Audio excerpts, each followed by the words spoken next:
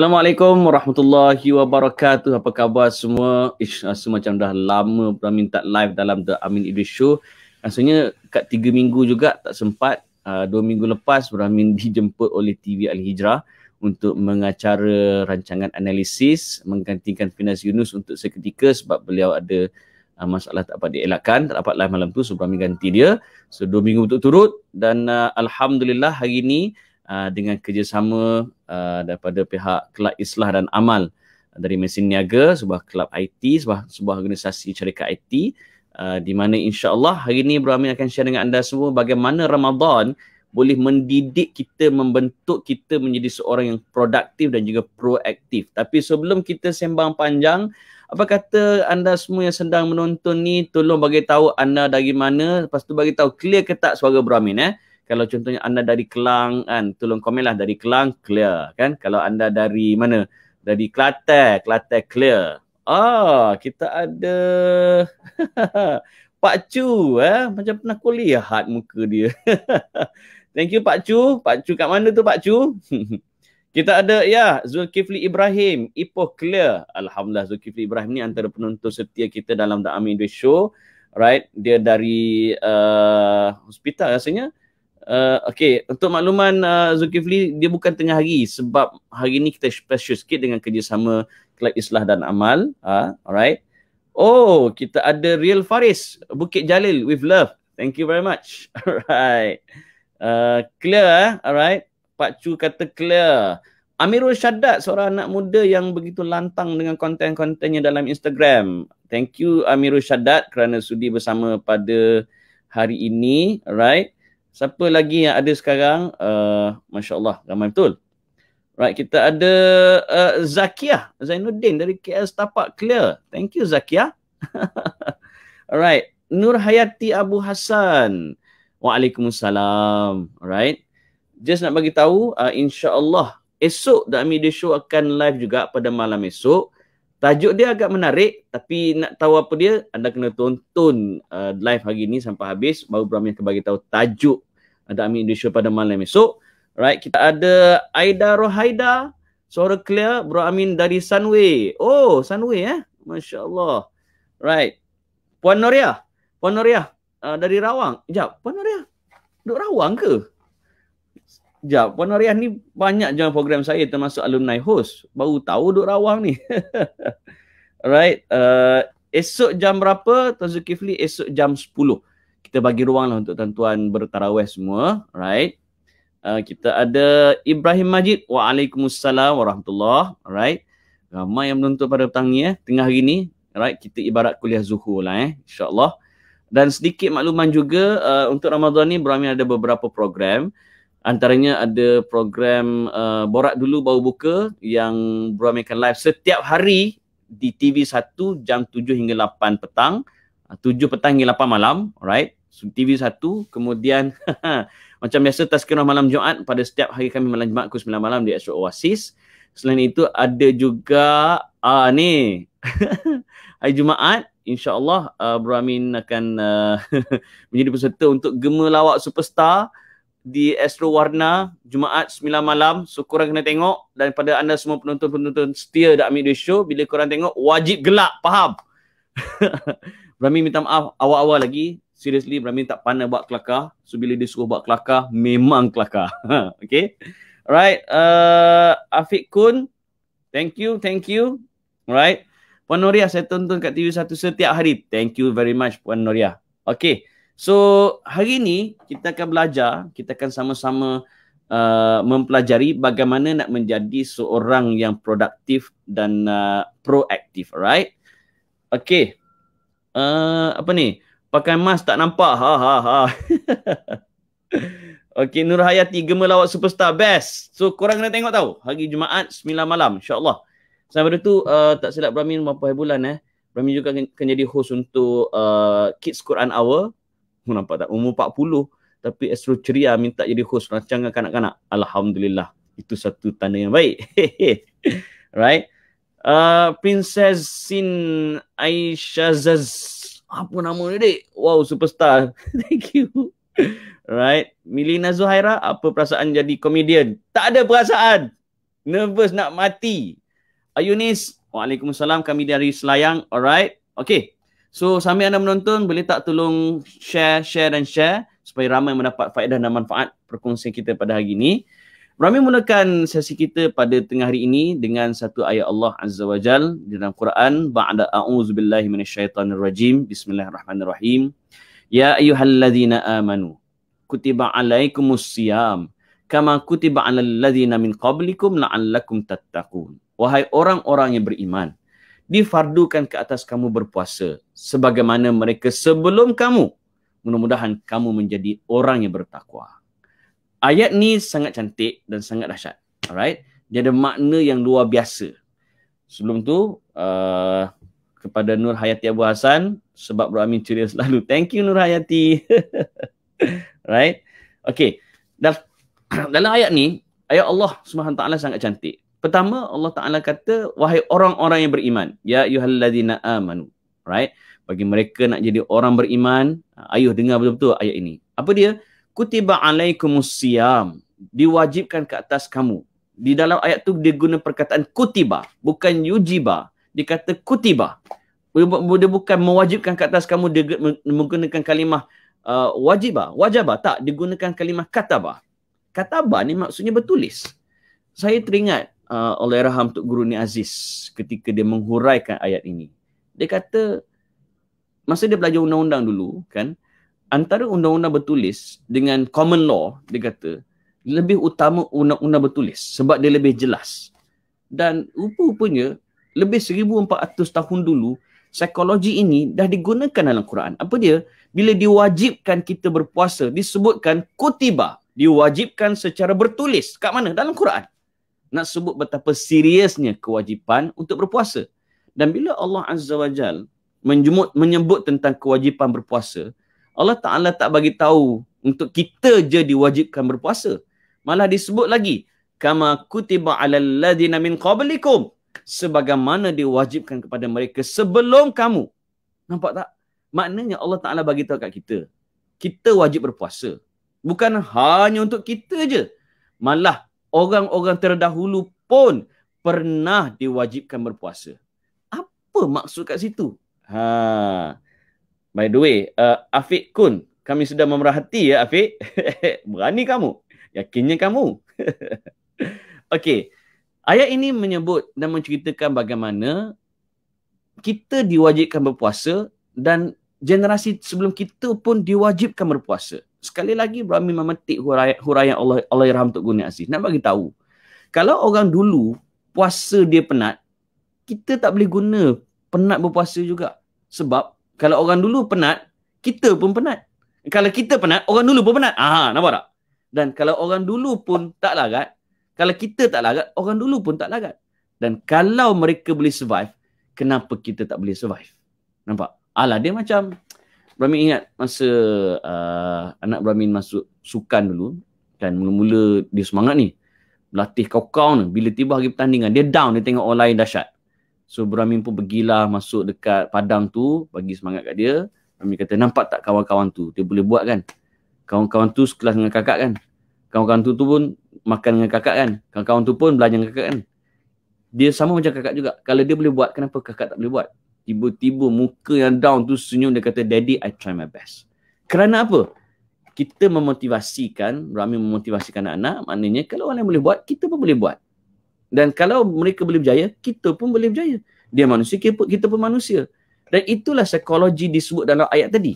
Maksudnya, kalau generasi dulu, orang-orang dulu boleh survive dalam puasa, kenapa kita tak boleh? Nampak tak? Dan dalam ayat Quran itu juga menyebut tentang apakah KPI di sebalik kewajipan berpuasa. Apa dia? La'allakum tattaqun. Mudah-mudahan kita menjadi orang yang bertakwa. Apa maksud takwa? Sebelum Brahmin hurai maksud takwa, ada satu pepatah Arab menyebut, Al-bala idza amma khafa. Al-bala idza amma khafa. Kepayahan bila ditimpa beramai-ramai, yang berat tu jadi ringan. Itulah psikologi yang disebut di dalam ayat tadi. Maksudnya kalau orang dulu boleh survive, kita pun boleh survive. Nampak? Kita kalau bukan bulan Ramadan, nak boleh ke puasa 6, ya Rabbi kan? Bukan puasa 6, puasa Isnin Khamis. Oh ya Allah susah. Tapi kenapa Ramadan dandan boleh? Sebab kita puasa beramai-ramai. Kita puasa bersama. Kita penat bersama. Nampak tak? Berat sama dipikul, ringan sama dijinjing. Boleh nampak? Alah, dia macam ni lah. Saya buat contoh. Kita dapat result exam. Okay? Kita dapat result exam. Kemudian, bila dapat result exam, kawan-kawan kita yang ambil exam tu, semua geng-geng main bola kita, geng-geng pondeklah kita, bila dapat result, member sebelah dapat A. Member sebelah kiri pun dapat A. Member belakang pun A. Yang depan pun A. Kita seorang je E. Bukan A, E. Rasa bodoh kan? Rasa bodoh berganda-ganda, betul tak? Sebab kita seorang je tak lulus, orang lain semua lulus. Tetapi, kalau kita dapat E, tanya member sebelah, E juga.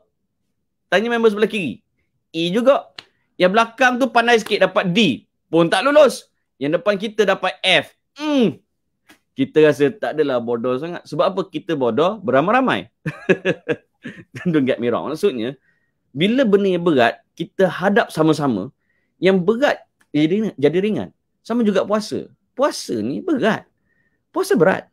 Tetapi kenapa dia jadi okey boleh je puasa? Sebab kita puasa beramai-ramai. Itu psikologi yang disebut dalam ayat tadi. Ya ayyuhalladzina amanu kutiba alaikumusiyam kama kutiba alal ladzina min qablikum la'allakum tattaqun. Sebab tu Bro Amin sangat-sangat geram bila kita baca berita yang mengatakan ada majikan daripada satu yang bukan beragama Islam telah memukul pekerja dia yang berpuasa. Kita belum lagi dapat detail maklumat tersebut, right?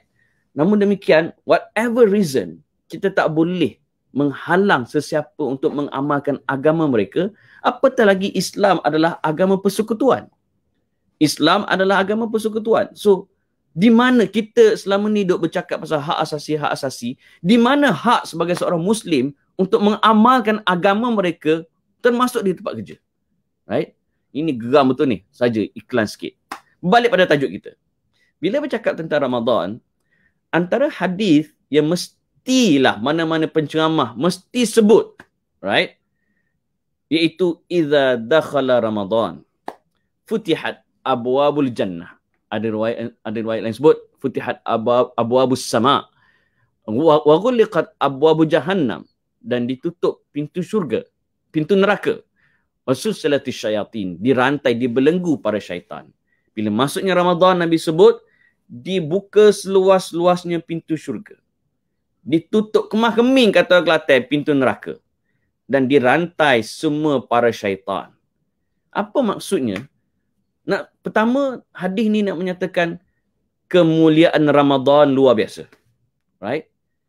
Sebab sesuatu bulan ke hari ke apa-apa, dia menjadi mulia apabila ada dalil yang menyatakannya. Kita tak boleh reka-reka. Kan? Hari ni mulia. Sebab apa? Untuk guru aku cakap. Tak boleh. Untuk hari tu jadi mulia, ada keberkatan ke tidak, untuk bulan ke minggu ke apa-apa menjadi mulia kerana ada ayat Quran, ada hadis yang menyebut. Ramadan adalah bulan yang disebut terang-terang dalam Quran. Syahrul Ramadan alladhi unzila fihi al-Quran. Dalam Quran. Dalam hadis. Idza dakhala Ramadan. Kan? Bila masuknya Ramadan. Futihat abwabul jannah. Dibuka seluas-luasnya pintu syurga. Wa ghuliqat abwabu jahannam. Ditutup serapat-rapatnya pintu neraka. Wa sulsilatis syayatin. Dibelenggu para syaitan. Di sini ada beberapa benda kita boleh belajar. Pertama sekali, kita ada motivasi sebesar-besar motivasi untuk kita beramal soleh, untuk kita menjadi produktif di bulan Ramadan. Sebab apa? Pintu syurga dibuka seluas-luasnya. Dan kita tak boleh lagi dah nak beralasan takut kat neraka ke apa. Sebab apa? Neraka ditutup. Dan lagi dahsyat, kita tak boleh lagi menyalahkan syaitan sebab syaitan dibelenggu. Yalah, ada beberapa pendapat tentang maksud syaitan dirantai. Ada para ulama kata maksudnya betul-betul lah semua syaitan dirantai. Ada juga pendapat ulama kata syaitan ada keliling kita, cuma dia tak boleh masuk melalui aliran darah kita. Sebab syaitan ni dia boleh masuk ke dalam kita melalui aliran darah. Aliran darah itu adalah ibarat macam tempat landing dia. Tapi dalam bulan Ramadan, Tuhan lock, dia tak boleh masuk. Dan ada juga pendapat mengatakan, dalam bulan Ramadan, maksud syaitan yang dirantai, ialah syaitan yang general-general yang pangkat-pangkat tinggi. Yang ni dirantai. Yang tinggal yang perebet-perebet ni. Maknanya kalau kita termakan hasutan syaitan juga bulan Ramadan, teruk sangat sebab kita, setan level perebet pun kalah kan. Tapi Ramadan yang berjawatan besar semua tak ada. So kita tak boleh lagi menyalahkan mereka bila kita buat benda jahat. Ada lagi hadis lain di mana Nabi Muhammad sallallahu alaihi wasallam bersabda, asyamul jannah. Puasa ni adalah perisai. Fala yarfuth wala yajhal. Orang yang berpuasa, dia takkan mencela dan dia takkan bercakap benda yang sia-sia. Perasan tak bila Ramadan, kan, kat pejabat, kita nak membawa mengata ke orang kan? Right? Siapa sini yang walaupun bulan Ramadan, kan, kat pejabat dia ada kes ni, iaitu bila dia nak membawang, nak ngata ke orang, puasa, kan? Kalau ada, tolong komen ada. Right? Dia nak ngata, biasanya dia kepala bawang kan.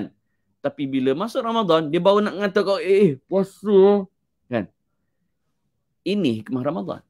Ini yang Nabi sebut, asyamul junnah. Puasa itu adalah perisai. Dan perisai itu jauh lebih kuat daripada perisai Kapten Amerika.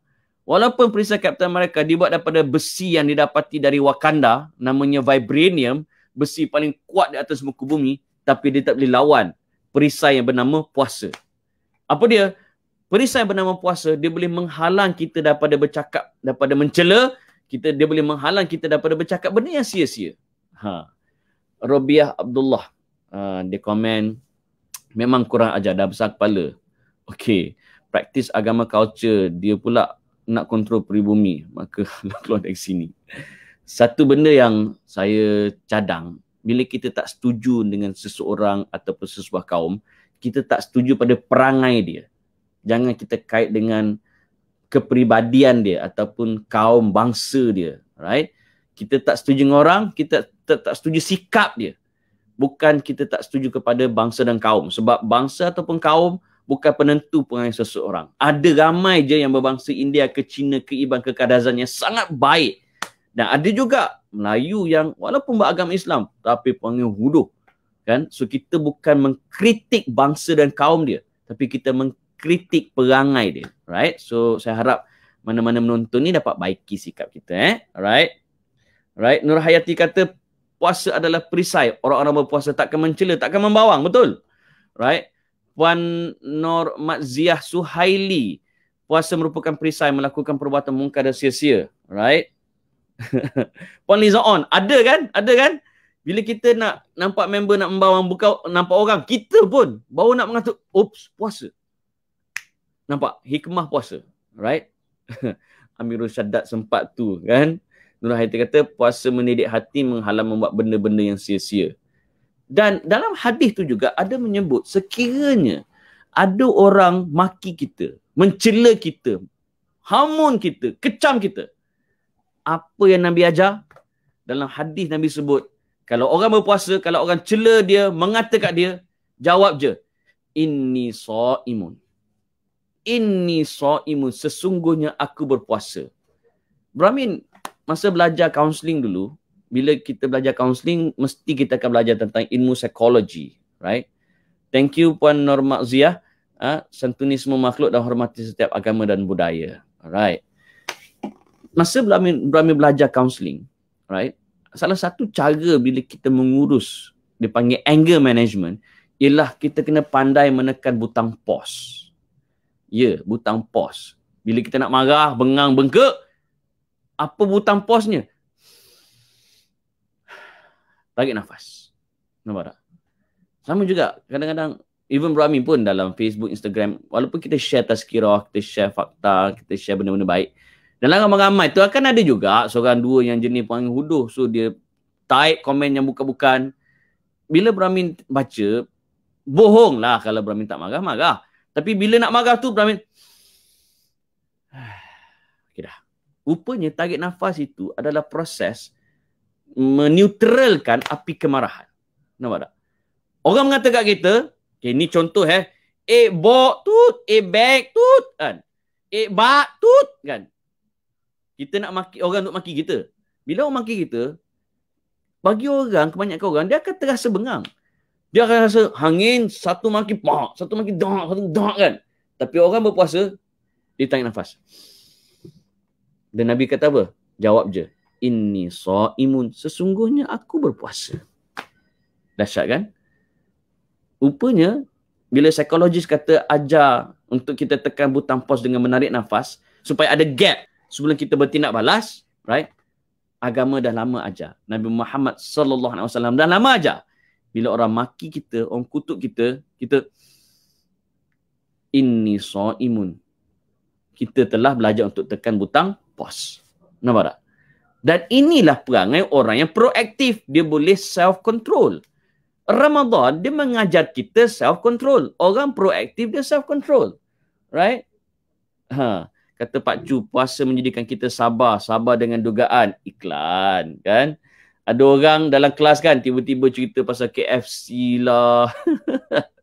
Roti john lah. Itu semua latihan kesabaran, kan? Right? Siapa? Intan Naziha. Waalaikumsalam. Norma Zidah. Istighfar dan sebut kalimah a'udzubillahi minasyaitonirrajim. Betul kata Intan Naziha. Inni sha'imun, sesungguhnya aku berpuasa. Alright?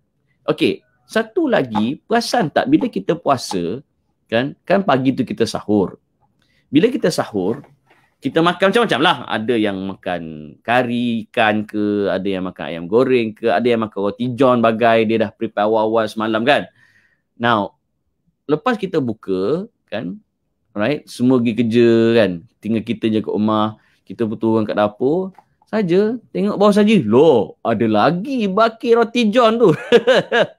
Terasa roti john tu memanggil-manggil, marilah, marilah. Kita rasa macam melambai-lambai roti john tu. Tetapi kita tak makan, kita tutup balik saji tu, right. Inilah nama dia self-control. The self-control itu adalah sifat yang ada bagi seorang yang proaktif. Nampak tak? Kita tak jadi. Padahal roti john tu halal. Bukannya isi dia daging khinzir, tak. Ayam, daging. Kita beli pun bukan kita curi. Kita bukan curi daripada, kita bukan guna duit haram. Kita bukan curi daripada kedai orang. Kita beli dengan duit yang halal. Kan? Maknanya makanan tu tak basi pun elok lagi, kan? Tapi kita tak makan. Orang tak nampak, CCTV pun tak ada. Kita tak makan. Inilah nama dia proaktif, ada self-control. Nampak tak? Dan Ramadan mengajar kita untuk self-control. Ramadan mengajar kita untuk proaktif.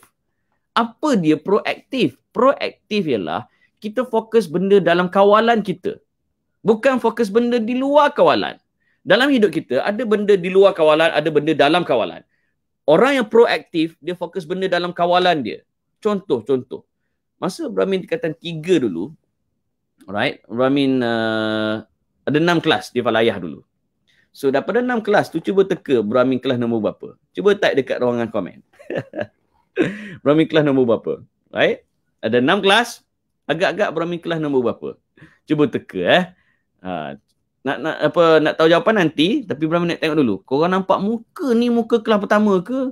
Kedua ke? Ketiga ke? Keempat? Right? Thank you Puan Hayati. Right? Oh, Lukiana kata kelas nombor 3. Wow, kelas tengah-tengah. Azhar Al kata kelas nombor 3. Alright. Semua kata. Nur Hayati kata kelas nombor 5. Oh my God. Puan Mak Ziah kata kelas nombor 5. Puan Hayati kata, Mak Ziah kata kelas nombor 1 lah. Tu dia, Alhamdulillah. Bentara kata kelas curut. Kuah hajar. Afiq Kun kata kelas nombor 2. Right. Apans kata, Intan kata kelas nombor 1. Apans kata kelas nombor 3. Right. Puan Intan kata kelas nombor 1. Ajim Gochar kata kelas nombor 2. Pak Cu kata kelas last. Wah, hajar kau Pak Cu. Tampar orang. Masalahnya itulah jawapan yang betul. Memang kelas corot. Kelas last. Betul. Brahmin dulu memang kelas last. Masa tingkatan 3 zaman ambil PMR dulu kan. Okay. So, masa kami kelas last masa tu, semua pelajar bising lah. Memang sangat bising. Dia salah satu sifat wajib budak kelas hujung. Mesti bising lah. Right? Dan dalam perangai kami yang bising tu, right? Semua cikgu-cikgu give up. Cikgu give up. Dia orang tak nak peduli dah. Kata kok Kelantan kat, kok mung. Malah cara tu. Sampai mudir pengetua pun lantak ngorang lah kan. Tapi dalam ramai-ramai cikgu yang tak boleh kawal kami, hanya ada seorang cikgu yang boleh kawal kami. Agak-agak cikgu subjek apa? Ha? Korang ingat rasa-rasanya lah. Agak-agaknya cikgu subjek apa? Pengetua give up. Right? Siapa lagi? Cikgu disiplin pun dah macam lantak kau kan? Agak-agak cikgu subjek apa? Sebelum Brahmin bagi tahu jawapannya, right? Ajim Goncar kata, betul bah. Kan? Puan Hayati, kelas di sekolah tidak melambangkan status sekarang. Betul? Kelas banyak yang kaya raya. Sebab kelas nombor 1 semua kerja government. I reserve my comment. Oh, kata Intan Aziah, cikgu seni. Cikgu seni lagi hura-hara rasanya. Cikgu pendidikan Islam. Tak adanya. Tak garang langsung. Cikgu agama pun tak. Ustaz, kami tak takut. Lagi suka dah kan. Dia pula ikut arahan kami. Jawapannya, Liza on. Betul. Cikgu matematik. Yes, cikgu mat. Dia punya, garang ya Rabbi. Cikgu mat ni, Afiq kau kata guru pendidikan jasmani. Afiq, guru pendidikan jasmani lagi huru-hara dek. Lagi huru-hara. Cikgu sains, okey lah kan. Cikgu PJ, lagi jahanam. PJ kan 40 minit. Dapat kat kita orang 2 jam kan. Cikgu disiplin pun give up. Jawapannya, cikgu mat. Oi, dia punya garang. Tahu kenapa kami takut? Kita punya takut tu, dia tak masuk kelas lagi. Baru bunyi tapak kasut nak masuk kelas. Kami dah takut dah. Baru bunyi tapak kasut, kami dah takut dah. Oh ya Allah. Maunya tak takut. Zaman tu zaman jawab kat papan hitam. Zaman kapur, zaman duster kan. Paling teruk pun biasanya kan cikgu baling duster, kapur kat muka, betul tak? Paling teruk lah tu. Kami dapat lagi teruk. Contoh tengah jawab kat papan hitam. Salah. Cikgu ambil kepala budak tu. Dia hempuk kat papan hitam. Dia padam muka budak tu dengan muka budak tu. Dia padam papan hitam dengan muka budak tu. Kena pula budak tu gelap, putih sebelah. Garang cikgu kita orang kan. Kalau ada Facebook zaman tu dah viral dah. Kan? Tapi kami okey je. Budak lelaki, sekolah lelaki kan. Dan saya bersyukur sebab saya tak pernah kena macam tu. Kata Nur Hayati, kenapalah dulu semua cikgu mat garam belaka? Entahlah kan. Kebetulan datang suratan. So, masa tu, Brahmi berdoa, minta lah aku tak kena hempuk kat papan hitam. Memang tak kena. Tapi, Brahmi kena dengan cara lain. Hanya kerana, masa jawab soalan kat papan hitam tu, Brahmi tertukar antara Pak Si X dan Pak Si Y. Tertukar antara Pak Si X dan Pak Si Y. Pak Si Y pergi berbuat X, Pak Si X pergi berbuat Y. So, cikgu, nasib baik cikgu tak hempuk kat papan hitam, tapi dia punya maki power tuan-tuan perempuan. Dia kata apa? Kok Kelantan. Dia kata, mung ni Aming, punyalah bodoh, lebih bodoh daripada lembu, hok paling bodoh dalam dunia. Padu tuan-tuan, padu. Lembu tu bodoh dah. Ada lembu hok lagi bodoh. Ada lembu hok paling bodoh dalam dunia. Saya lagi bodoh. Ya Allah, dia panggil bodoh tak bertepi kan. Right? So, masa tu, cikgu yang marah tu di luar kawalan kita. Tapi how do we respond? Itu benda dalam kawalan kita. At least Brahmi ada 4 pilihan. Pertama, maki balik. Tak selesai masalah. Tak berkat ilmu. Tuan-tuan, jangan kita kutuk cikgu. Jangan peli cikgu. Ataupun B, tukar sekolah. Lagi bodoh rasanya jadinya. Ataupun C, C ni, mengaku je lah. Ego bodoh ngerti. Tak jadi ke? Bro Amin pilih yang keempat. Apa dia? Bro Amin berazam untuk buktikan apa yang Cikgu Mac kata tu salah. Itu benar dalam kawalan kita. Right? Ampans kata tak payah pakai foundation kan. Muhammad Sami kata stres betul cikgu tu dengan korang. Kan. Kita okey je. Real Faris, Cikgu Matt, saya bawa masuk setiap kelas dia.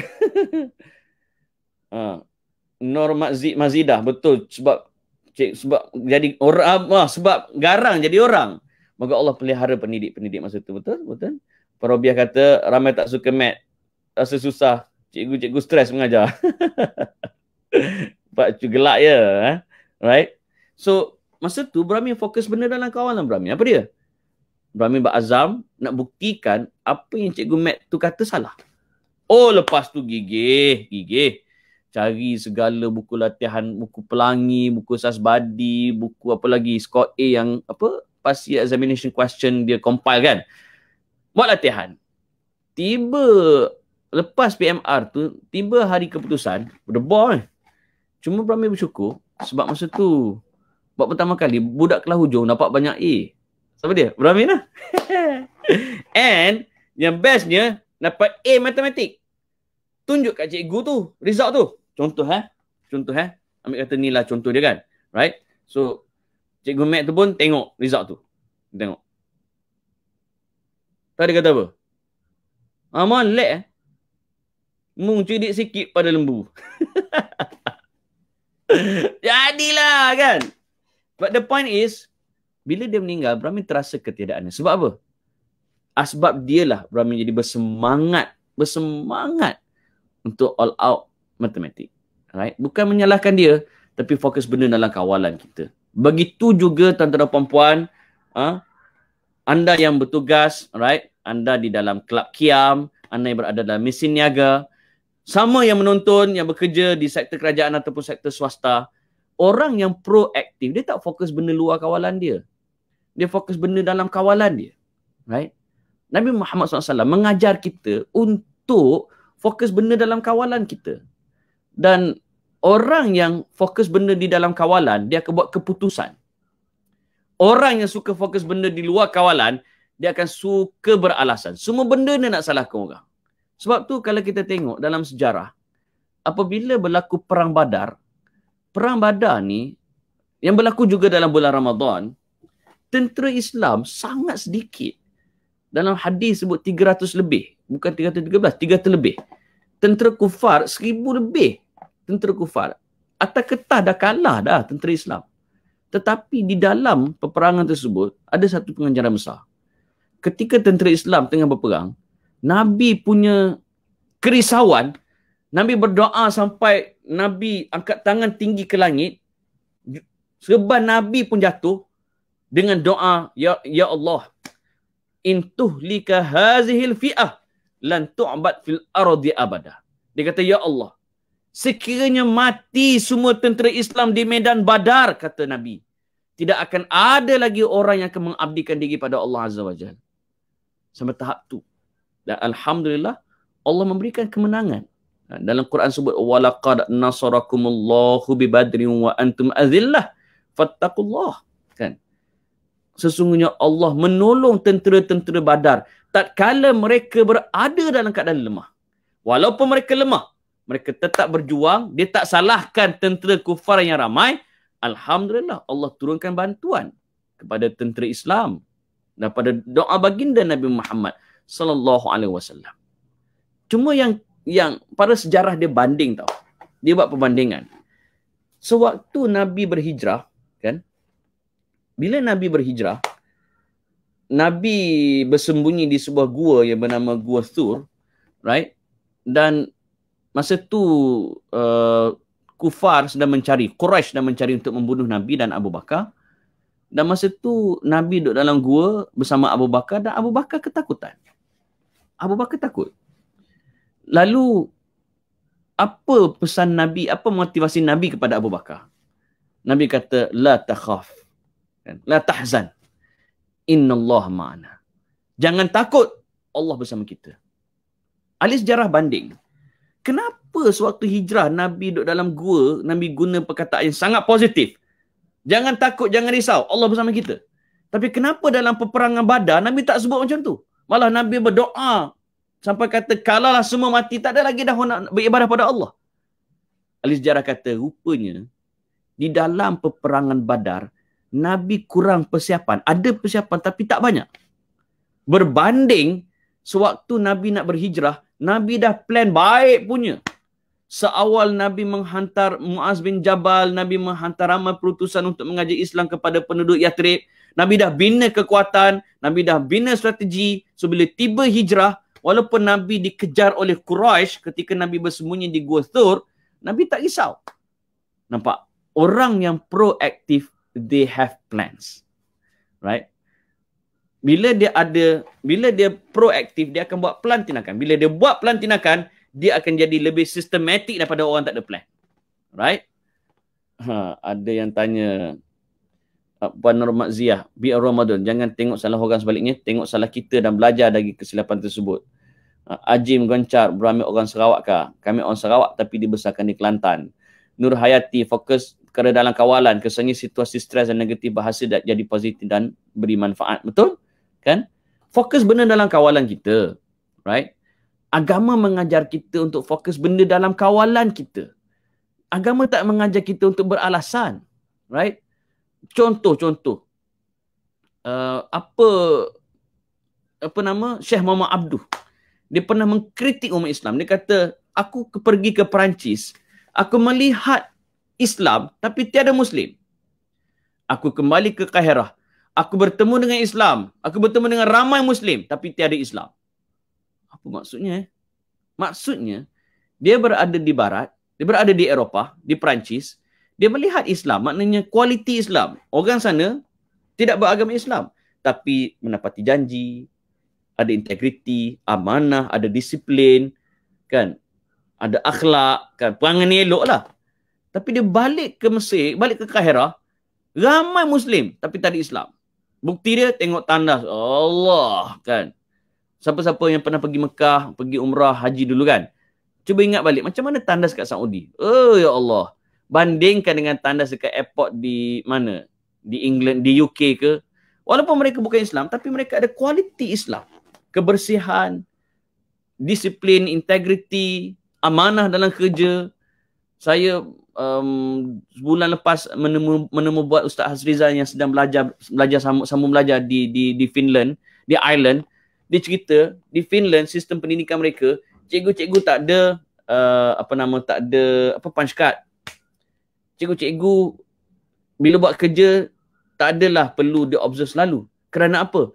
Mereka ada nilai amanah. Padahal mereka tidak ada Allah. Mereka tidak ada Rasul, tak ada Quran, tak ada hadis. Mereka ada kualiti Islam. Tapi orang Islam, Allah, semua benda nak salahkan orang. Semua benda. Sikit-sikit Yahudi, sikit-sikit Illuminati, sikit-sikit Freemason, sikit-sikit Dajjal. Kan? Semua benda teori konspirasi. Agama tak ajar kita untuk menyalahkan orang sentiasa. Agama ajar kita untuk mengetahui strategi-strategi musuh. Tetapi agama tak mengajar kita asyik menyalahkan orang. Kan? Semua benda Dajjal, semua benda Yahudi, semua benda Illuminati. Apalah kadang-kadang. Right? Sebab tu saya tengok dekat Twitter ada satu posting. Nabi ajar kita menjauhi fitnah Dajjal. Kita pula pergi buat fitnah kat Dajjal. Agama tak ajar kita macam tu. Agama mengajar kita untuk jadi proaktif. Ya, Puan Robiah kata, di Jepun sekarang ni tandas mereka kan bukan setakat bersih, boleh tidur, malah ada speaker lagi. Speaker kat jamban tu supaya dapat menutup aib orang yang tengah Contoh tuan-tuan tengah buang air besar kat jamban ni, kat sebelah pun tengah buang air besar, bunyi pula dia keluar dia punya najis prek berak cair kan. Bila keluar, bos lah tadi. Kan malu. Tetapi dekat Jepun sekarang, dekat jamban tu ada speaker. Bukan untuk berak sampai dengan lagu, tak. Dia keluar bunyi air mengalir dalam baldi supaya bunyi bising tu menutup aib orang yang buang air besar kat sebelah. Sampai level 2 mereka. Nampak tak? Kita orang Islam ni semua benda salah korang. Akhirnya, semua benda kita guna ciptaan orang. Laptop ni, bukan orang Islam buat. Mic ni bukan orang Islam buat. Jaket ni bukan orang Islam buat. Malah Sirat Bulan, rak yang tempat Ibrahim letak buku-buku kitab-kitab ni pun bukan orang Islam buat. Sebab apa? Kita asyik beralasan. Tapi orang yang proaktif, mereka membuat keputusan bukannya beralasan. Right? Ramadan sekali lagi mengajar kita untuk self-control. Dan self-control adalah kualiti seorang yang proaktif. Nampak semua? Macam juga di Jepun. Okey, dah sebut tadi. Right? Dan Ramadan juga ada satu hadis Nabi Muhammad SAW sebut, kam min sa'imin laisa lahu min siyamih illa ja'wal atash. Berapa ramai orang yang berpuasa, dia tak dapat apa-apa melainkan lapar dan dahaga. Dia tak dapat apa-apa melainkan lapar dan dahaga. Sebab apa? Rupa-rupanya sewaktu puasa dia tahan lapar, tapi mulut maki boleh tahan. Dia punya puaka tu level longkang tu, kan? Apa lagi? Mata dia tak jaga, telinga dia duk dengar orang nak membawang. Akhir sekali dia tidak ada puasa, dia tidak ada pahala puasa. Pahala puasa ni Nabi sebut man shoma Ramadan imanan wahtisaban ghufir lahu ma taqaddama min dhanbih. Maksudnya barang siapa yang berpuasa dalam bulan Ramadan, kan? Dengan imanan, dengan keimanan, maksudnya dia junjung segala perintah Allah, dia jauhi segala larangan Allah, right? Dia yakin dengan Allah, dia baca Quran, right? Keimanan, wahtisaban, dengan mengharapkan ganjaran Allah Azza wa Jal. Dia tahu banyak ganjaran dan dia yakin dan dia berharap kepada ganjaran Allah. Nabi kata apa? Ghufira lahu ma taqaddama min dhanbih. Dia ampunkan dosa-dosa kita yang lampau. Wow. Mulianya Ramadan. Right? Tetapi dalam bulan ini jugalah kadang-kadang kita gagal mengawal diri kita. Right? Hilang self-control. Kita boleh puasa pagi sampai petang, tapi bila pergi bazar, out. Segala benda dia beli. Balik-balik tak habis pun. Right? Sebab apa? Kegagalan self-control. Dan kalau kita tengok contoh ada hadis bila Nabi sebut man qama Ramadan. Bila bangun, barang siapa yang membangunkan Ramadan. Termasuklah dalam membangun kita bertadarus, kita berzikir, kita bertarawih, kan? Tiba-tiba bila Ramadan, kita nak tarawih pemalas, kan? Kita nak bertadarus pemalas. Akhirnya, kita jadi orang yang tak proaktif. Bila tak proaktif, kita tidak ada tindakan dalam hidup kita. Kita akan duduk situ tak ke mana. So, Ramadan mengajar kita untuk jadi proaktif. Right? Mengajar kita untuk lebih fokus kepada matlamat. Perasan tak? Dalam ayat saya baca awal tadi, itu tentang dalil kewajipan berpuasa. Di hujungnya disebut, la'allakum tattaqun. Mudah-mudahan kamu semua bertakwa. Apa maksud takwa ni? Ramai orang ingat takwa ni maksudnya takut. Which is tak salah pun. Tapi maksud yang tepat takwa ialah imtithalul awamir wajtinabun nawahi. Kita menjunjung segala perintah Allah dan menjauhi segala larangan Allah Azza wa Jal. Itu maksud takwa. So bila kita agak-agak nak buat satu yang dosa, tak jadi. Tak jadi. Sebab apa? Dia menjunjung perintah Allah dan dia menjauhi larangan Allah. Nampak tak? Dan benda ni, Brahmi mesti share kisah seorang insan yang bernama Tok Guru Ni Aziz. Brahmi pernah interview arwah Tok Guru Ni Aziz. Right? Sewaktu dia masih lagi MB. Di hujung-hujung dah. Right? Dan masa Brahmi interview dia, Brahmi perasan dekat poket dia ada pen Parker, ada pen kilometriko. Habis sign tu, Brahmi minta dia sign. Tanda persetujuan agar rakaman tu disiarkan. Dan Brahmi pelik, dia sign guna pen kilometriko. Brahmi tanya, Tok Guru, apa sign guna pen kilometriko? Apa tidak sign guna pen Yamaha? Dia kata, pen Yamaha ni pen kerajaan. Untuk urusan kerajaan. Pen kilometriko ni pen hamba. Untuk urusan peribadi. Lah ni, urusan peribadi. Kalau hamba menggunakan dakwah kerajaan untuk kepentingan peribadi, lagu mana hamba nak jawab esok-esok di akhirat di hadapan Allah pada setiap titik hamba guna untuk kepentingan diri? Allah. Arwah Tok Guru sampai dakwah pen pun dia jaga. Kenapa? Sebab hidup dia proaktif. Motivasi dia ialah akhirat. Brahmi tanya dia, berapa kali Tok Guru tahajud dalam setahun? Dia kata dalam setahun adalah tinggal 2 kali. Dalam setahun tu tinggal 2 kali. Kita setahun 2 kali je. So, tuan-tuan dan puan-puan, right? Ramadan mengajar kita untuk self-control. Right? Macam mana nak jadi self-control? Buat keputusan. Bukannya beralasan. Keputusan ni apa? Keputusan ni dia datang daripada perkataan qata'a. Right? Kalau bahasa Inggeris, decide. Decide ni decision lah. Root word pada decision ialah apa? Decide. Decide, kalau kita potong, D, satu kataan, kaide, right? D in the form kaide, maksudnya to cut juga. Sebab dikaide adalah perkataan Latin. Bila gabung jadi, kan, maksud dia to cut. So bayangkan tali kena potong, apa jadi? Putus. Orang Melayu kata apa? Decision. Keputusan. Buang ke, buang an jadi putus. So bila bahasa Melayu putus, bahasa Arab pun putus, bahasa Inggeris pun putus, apa maksud putusan? Maksud putusan ialah aku putuskan sesuatu, aku tak nak bagi dia sambung semula. Aku dah putusan untuk ke depan, aku tak akan berundur semula. Itu namanya keputusan. Dia kan jadi alasan bila lepas ni aku tak nak dah berokok, aku buat keputusan. Tapi tapi itu sudah jadi alasan. Nampak tak? Adik nak belajar sungguh-sungguh ni. Tapi nampak tak? Tapi itu berbahaya. So no tapi. Orang yang proaktif, Muslim yang proaktif, dia tidak ada tapi-tapi. Right? Malah dia tidak ada cuba-cuba. Bila nak buat, aku mesti buat.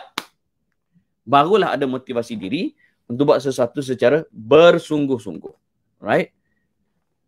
Puan Nur Haiti kata, menjaga amanah adalah self-control. Begitu juga bila kita menggerakkan sebuah syarikat. Right? Sebagaimana kita jaga amanah kita sewaktu Ramadan, bila habis Ramadan, kita kena jaga apa yang kita telah belajar, aplikasikan dalam the real world sekarang. Baru itu namanya menghidupkan agama. Nampak tak? Tuan-tuan dan puan-puan, selain daripada kita menjadi proaktif, right? Sedikit tip, orang yang proaktif, right? Dia akan buat keputusan bukannya alasan.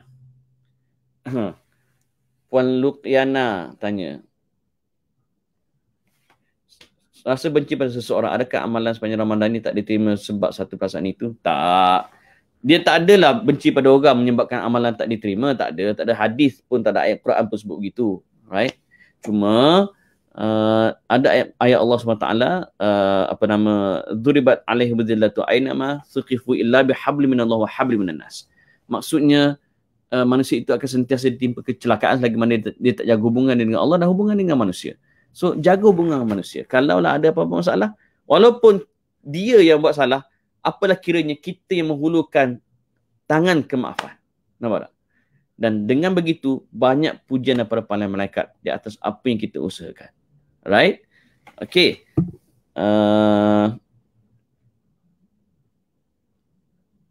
Delete tapi dan kalau. Betul? Buang tapi. Dan berita baiknya ialah, masyarakat kita dah lama diajar untuk tidak beralasan. Macam mana? Dia ada satu lagu rakyat. Ingat lagi tak? Bangau, oh bangau, kenapa engkau kurus? Macam mana aku tak kurus? Ikan tidak timbul. Nampak? Dia salahkan ikan.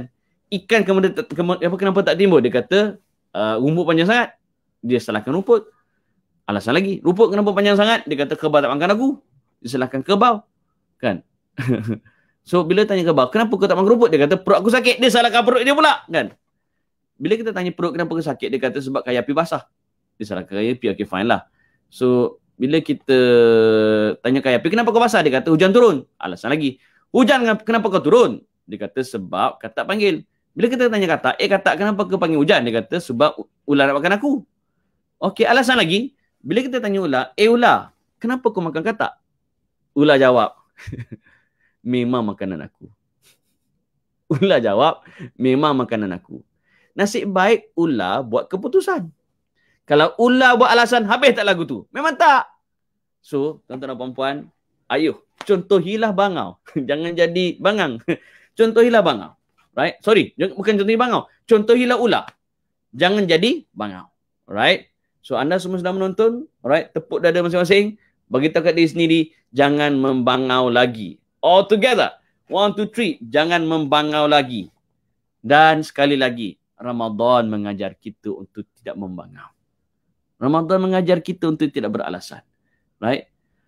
Pintu syurga dibuka, pintu neraka ditutup, syaitan dia belenggu. Apa lagi kita nak salahkan?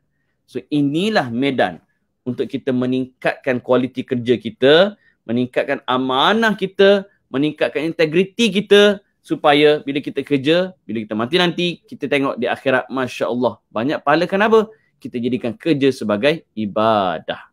Right? Zakir kata lagu best tu Brahmin, bangga-bangga. Betul, betul, betul. Tak anak tadika anak tak habis dah. Tadika anak betul, tak habis-habis lagu tu kan. Right? So kesimpulannya tuan-tuan dan puan-puan, right? Ayo, Ramadan datang setahun sekali sahaja. Right? Dan Ramadan yang bermakna adalah Ramadan yang boleh mengubah sikap kita. Kalau sebelum Ramadan kita suka maki orang, lepas Ramadan kita maki lagi teruk, rugilah kita. Nampak tak? Kalau sebelum Ramadan kita makan tak tentu hala, lepas Ramadan lagi teruk tak tentu hala, maka rugilah Ramadan kita. Kita nak ada perubahan sebelum Ramadan dan selepas Ramadan. Dan insya-Allah sekiranya adanya keazaman dengan dibantu oleh rakan-rakan di sekeliling kita, yang mustahil akan menjadi tidak mustahil. Right? Zulkifli, tadika anak tak habis dah. Betul juga. Right? Ismi Azhan. Saya ular. Contohilah ular, buat keputusan. Alright? So, akhirnya, tuan-tuan dan puan-puan, ayo kita tingkatkan kualiti diri kita. Right? Kita fokus kepada benda dalam kawalan kita, bukan fokus benda di luar kawalan. The moment kita suka fokus benda di luar kawalan, kita akan jadi bangau. Tapi bila kita fokus benda dalam kawalan kita, insya-Allah kita akan jadi proaktif. Right? Jangan jadi bangau, tapi jadi proaktif. Okay, tuan-tuan dan puan-puan. Right. Sebelum saya labuhkan tirai, ada apa-apa soalan ke? Okay. Sekali lagi nak bagi tahu, right, malam esok macam biasa ada tazkirah. Sorry, malam ni ada tazkirah malam Jumaat. Tak silap saya yang bertugas malam ni Dr. Piu Toha. And esok insya-Allah lawak Gemal Superstar pukul 9 malam di Astro Oasis. Dan hari-hari, setiap hari jam 7 hingga 8 malam di TV1, iaitu Borak sebelum buka. Borak dulu baru buka. Okay? So, tuan-tuan dan puan-puan, terima kasih semua kerana sudi bersama saya pada hari ini. InsyaAllah, jika ada kelapangan, kita jumpa lagi. Saya bagi teaser siap-siap. Esok dah ambil di show jam 10 malam. Right? Jam 10 malam akan ada live dah ambil di show. Tajuk dia ialah, are you ready? Tajuknya ialah capal. Right? Terlalu banyak perdebatan tentang capal. Ada kata kita boleh bertabaruk mengambil keberkatan daripada capal. Capal tu merujuk pada logo capal. Ada yang sampai tahap letak kat kepala dan sebagainya. Dan Mufti Kedah dah tegur dah tak boleh dipakai kat kepala bagai. So kita nak bincang secara ilmiah pada malam esok tentang isu capal. Siapa penontonnya, siapa panelnya, tunggu poster kita akan up. Alright? So, pada anda semua, terima kasih kerana menonton pada petang ini. Jauhi perangai suka membangau, tetapi jadilah orang yang proaktif, fokus benda dalam kawalan, buat keputusan, bukannya alasan. Okay? Sehingga kita jumpa lagi. Assalamualaikum warahmatullahi wabarakatuh.